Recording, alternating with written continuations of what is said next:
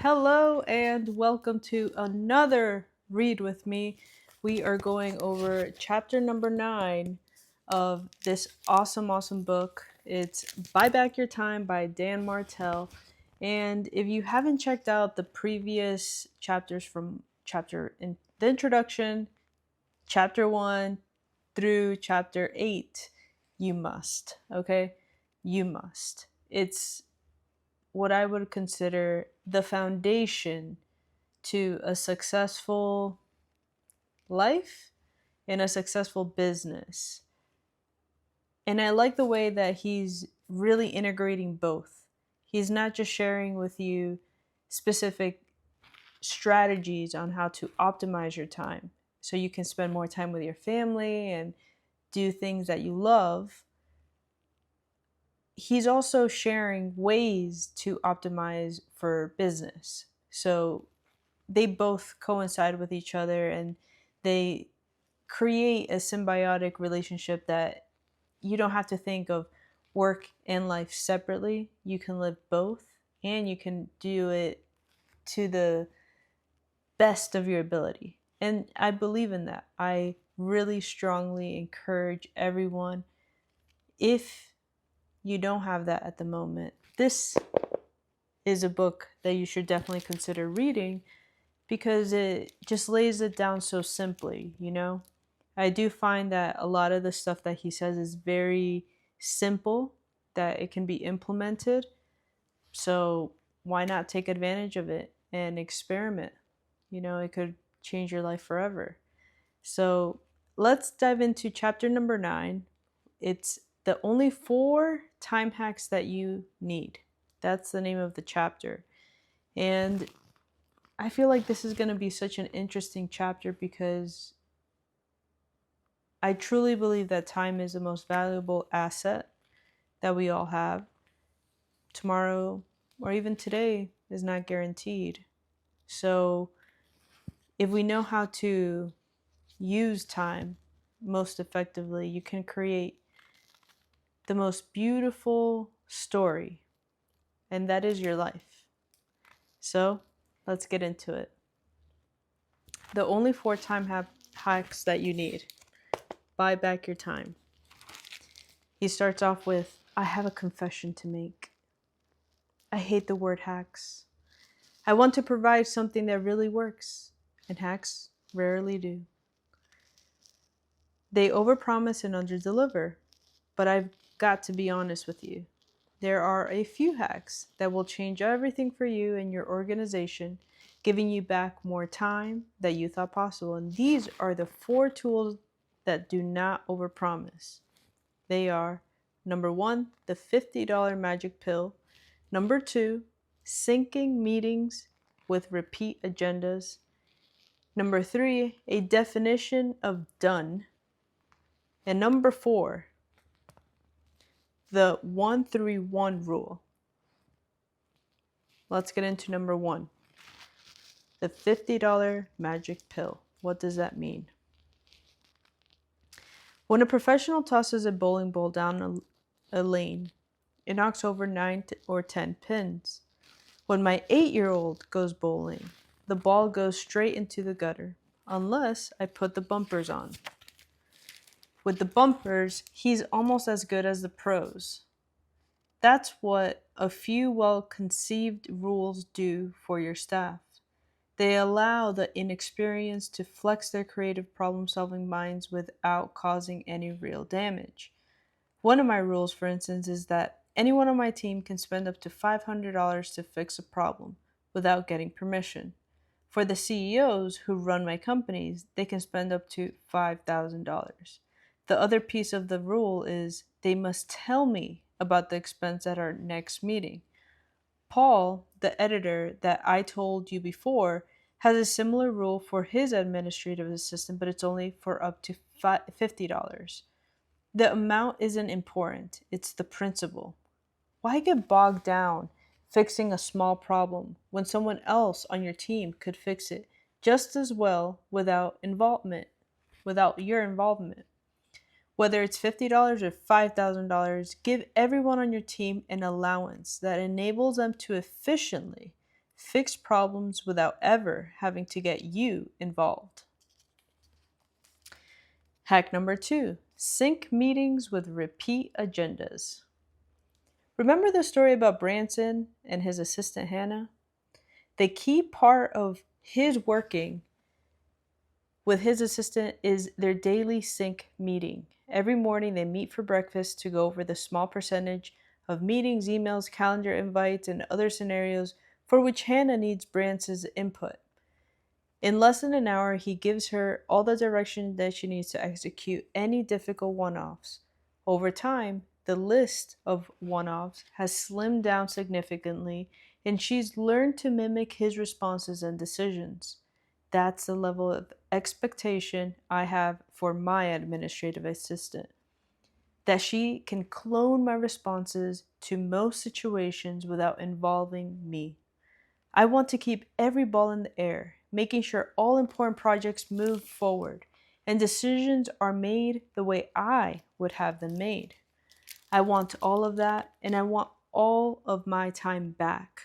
A daily or weekly sync with your administrative assistant is the final key that unlocks that power. Over time, my admin assistants learn how and why I make decisions. As we build a relationship, I'm able to hand over more and more tasks over to her because she knows how I operate. I have a 7-point meeting agenda that creates the tailwind for all of my goals. My admin assistant and I walk through this agenda every single time that we sync, which for us is a 30-minute every other day. Over time, it builds consistency in her decision making, automating her actions, and trust in our relationship. It looks something like this. And here are the 7 points to his meeting here. Number 1 is offload. I keep my own separate list of to-dos, action items, and follow-ups. I update this list between my sync meetings. At the beginning of our sync meeting, I offload all these items from this list to my admin assistant, and she takes it from there. Number 2 is calendar review. Next, my review, my calendar for the next 2 weeks. We consider what needs to be added or removed, and we discuss where I need more or less time for tasks. Number 3, past meetings. My admin assistant keeps a list of all my meetings since we last spoke, so during our sync, she can review them, and I can tell her about my action items that came out of those meetings. And number 4, my action items, which these are the items that I need to complete. Importantly, if there's any supporting documents, emails, messages, my admin assistant provides all of that information with the appropriate links in a live document. Number 5, the feedback loop on projects. My administrative assistant brings up projects that I've assigned to her so she can update me on progress, discuss roadblocks, and inform me once they've completed. Can you imagine never needing to ask yourself, did this get done? Number 6, emails. In this section, my admin assistant links all the emails that she wants me to review, such as opportunities that have come in, correspondence that she's unsure how to action on her own, and items that require my response. And then lastly, number 7, which is the questions for Dan or questions for you. If we finish all the above 30 minutes or up, my admin assistant asks these questions to build context about me and ways she could better support me. Dan, how are you feeling right now? How are you decompressing? What recurring problems are keeping you up at night? Over time, my admin assistant learns how and why I make decisions. The number of items in the emails and questions for Dan section goes down, while those in the feedback loop increase. The information in the live document my admin assistant keeps between sync meetings, she constantly updates this document, including all the necessary links. And during our sync meeting, she drives the meeting according to the outline, and everything always gets covered. And after years of crafting this sync meeting template, My admin assistant recently has said this to me. Every possible item that could come up fits somewhere on this agenda. This template also creates a fast on ramping time for a new assistant. As I was writing this book, my main assistant moved on to a new opportunity and a new assistant came on board. With several companies, multiple direct reports, and calendar cramped meetings, it could have taken my new assistant weeks to get up to speed and be ready for the responsibility I would lay on her. But with this template, after 2 weeks, she said she already felt like she had a good handle on things. Here's hack number 3. Definition of done. There's one thing many entrepreneurs think: no one ever does it right. There's an easy hack to solve that problem: a definition of done, or as I like to do, a DOD. I use this for every person at every level in my company. For instance, when I ask my admin assistant to purchase a whiteboard, I give them a DOD. This task is done when the whiteboard is hanging on the wall of my office. There are 4 colored markers: red, green, blue, and black, and there's a dry erase marker handy. In simple cases like this, a quick, simple definition is all you need to offer. In larger cases, say that you want a financial report ready. A definition of DOD, definition of done, will need to have 3 things: facts, feelings, and functionality. What are the hard metrics that must be accomplished? What measurement in your business must be approved? Those are the facts. What about your feelings?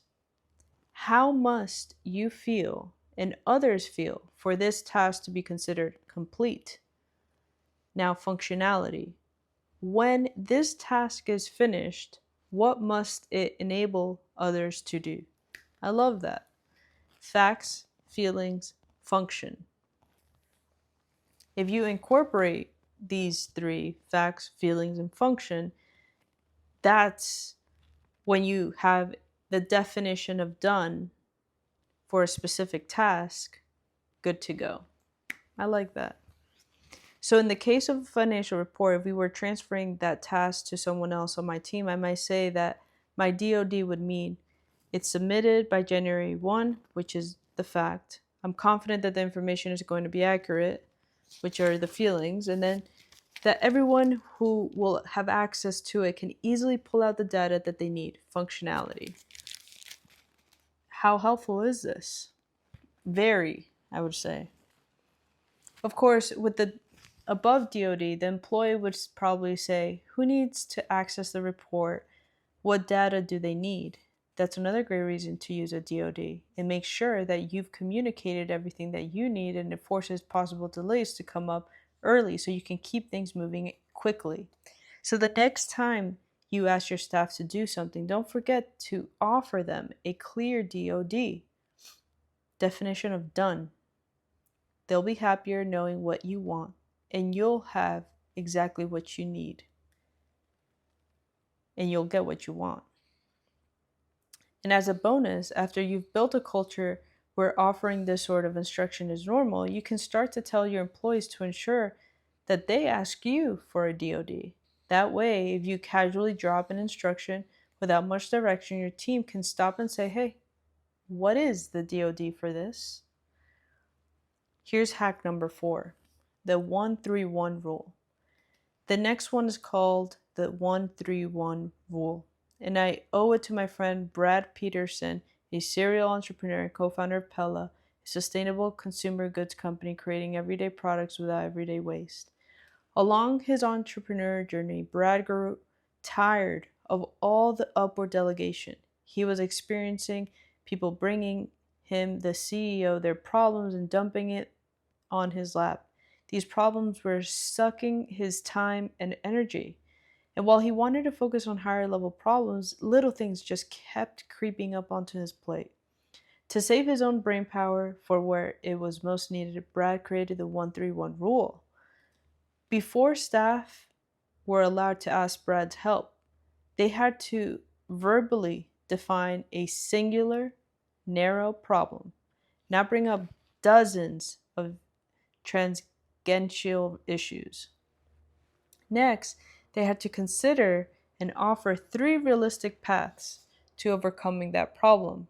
And then finally, they had to give Brad their single recommendation from these 3 options. Number 1, you got to define. So let's recap here. Number 1, you got to define one problem that needs to be solved. 3, offer 3 viable solutions to that. And then 1, make 1 suggestion from that list of possible solutions. Brad was training his direct reports to think creatively and empowering them to make decisions on their own. In the simplest way possible, Brad was passing on one of the entrepreneur's greatest strengths, their problem-solving abilities. I love that. Destroy the ego. Now, while most of these hacks will save you time, there's one thing that you have to sacrifice if you truly want the freedom and time, which is now your ego. In many instances, these hacks eliminate an opportunity for you to jump in and solve the problem. If you use a $50 magic pill, someone else solved the problem without you. If you push for a direct report to utilize the 131 rule, now they have to come up with their own solution, even when you know the answer. Nothing is more addicting than being the super girl or the super guy with all the answers. It feels downright intoxicating. But every single time that you solve a problem on your own, you're eliminating the chance for someone else to learn. All the while, they're growing more and more dependent on you for the answers. It may feel good, but over time, one person has all the knowledge and expertise, and unintentionally, you'll have created a never-ending stream of upward delegation. And at first, you can manage it. But if you keep up the pace, eventually everyone in the company will be pushing their problems upward to you. Trust me, that's not a nightmare you want to live in. I agree. You aren't the best person to solve most problems anyway, so remember, your work is someone else's play. If your marketing leader is coming to you with an ad campaign problem, aren't they more likely to understand social media than you? If your admin assistant comes to you with a question about which organizational software to use, aren't they more likely to know which would be better? If your copywriter comes to you with a copywriting question, aren't they more likely to come up with the most creative copy-related decision? You may excel at few tasks. You may be great at a lot of them, but you're not the best at everything. When you let go of the big E, you gain 4 others: empowerment, exploration, equity distribution, effective productivity. Empowerment. Others begin to find the answers. More importantly, they begin to trust themselves to find the answers. Exploration. When you require everyone to come to you with their possible solutions, creative thinking spreads like fire. Equity distribution. When others bring their suggestions, they now have buy-in. If their recommendation fails, it's on them, not just you. Effective productivity. As you use these hacks with your direct reports, they'll use them with theirs. Everyone begins to become more productive. It's a cycle that grows. If you want to live in production, you've got to hand over the reins of your ego. There's no hack to that. So to wrap up, $50 magic pill. Sync meetings with repeat agendas. The definition of done, DOD. 131 rule. And when you start using these time hacks, you'll need to give up one thing, which is your ego. And overall, as you offload the responsibility to others, you are telling them that you can handle this.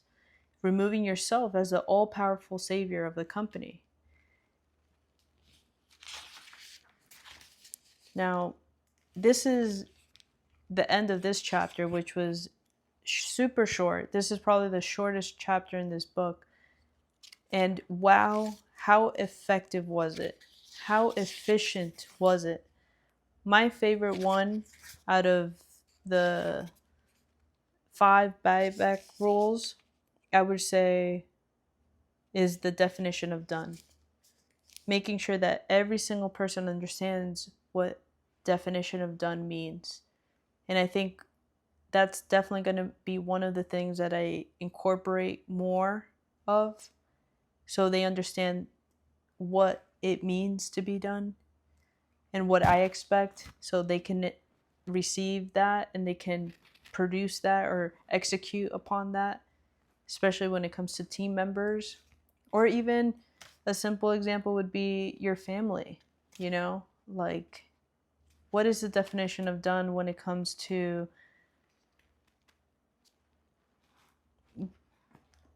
doing the grocery shopping? You know, what is that? Okay, if you know that you need to pick up a few things from the grocery store, okay, what is the definition of done for that? You can share that verbally with whomever you're getting the groceries for, whether it's your parents or, you know, your family or your spouse. You can literally say, the definition of done for this particular thing here when it comes to the grocery shopping could be, I will have everything ready, all the fruits, all the veggies, all of the sauces, the water, the protein, all of that. Once it's all done and put into the bags, I'll be able to take this home to fully create the meal that will be created from all these ingredients. The definition of done would mean